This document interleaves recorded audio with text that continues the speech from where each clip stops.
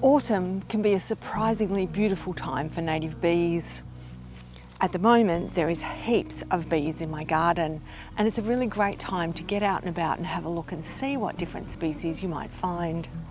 One of the most well-known are the blue-banded bees, Amegilla, and these are famous for being buzz pollinators.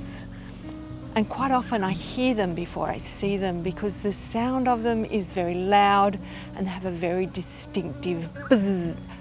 They do the buzz pollination with their flight muscles, which they vibrate to dislodge the pollen from the flowers. There's lots of different types of blue-banded bees and many of them aren't blue in colour, so it can be a bit of a misleading name. The largest of the banded Amegilla to visit my garden is the beautiful teddy bear bee, Amegilla bombiformis. It's a hairy, chunky, golden brown bee that's louder, fluffier and fatter than a honeybee. Listening to the sounds in amongst the flowers, there's lots of other buzz pollinators that are active as well. And there's a particular one that caught my attention, which was in amongst the wattle flowers, and it's a green and gold Nomia bee. It's a really lovely bee to find in these really well-known Australian flowers. There's quite a large species of sweat bee that are visiting the melastoma flowers, and it's a species of Chilalictus bee. The melastomas are interesting because they produce a lot of pollen, so it's really attractive to species such as this, and the blue-banded bees are also really active on these flowers. They're a great native plant to grow if you're interested in attractive native bees to your garden. And they have a tasty edible fruit, which is also a bonus when you're growing these beautiful flowering plants. One of the species I just love are the Carpenter Bees, and they're active in my garden well into the autumn. The great Carpenter Bee, which is Australia's largest bee, has been teasing me all summer. I get flashes of it as it flies by. They're so big and loud and fast, but they've been nearly impossible for me to capture on film. The Carpenter Bees nest in the bush behind my garden. They chew hollows into dead wood of plants such as the leptospermums and the old spent spikes of the grass trees. The other bees which are really active at the moment are the Megachile family.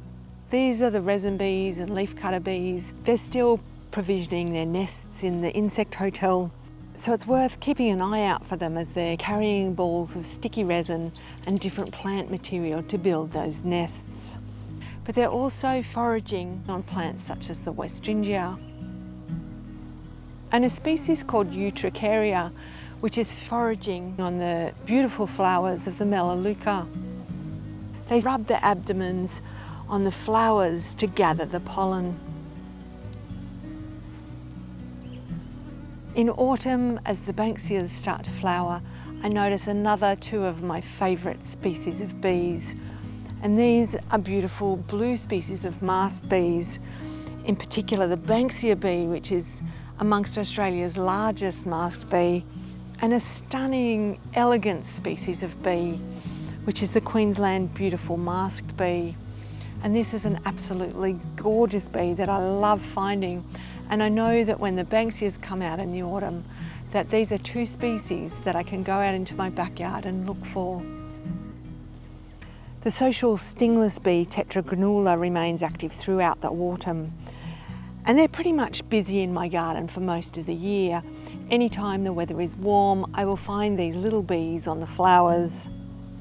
To attract these species into your garden, it's really worthwhile growing native plants such as Banksias, callistemons and the Melaleucas, blue flowering plants, even plants such as rosemary and lavender are going to attract beautiful bees into your garden.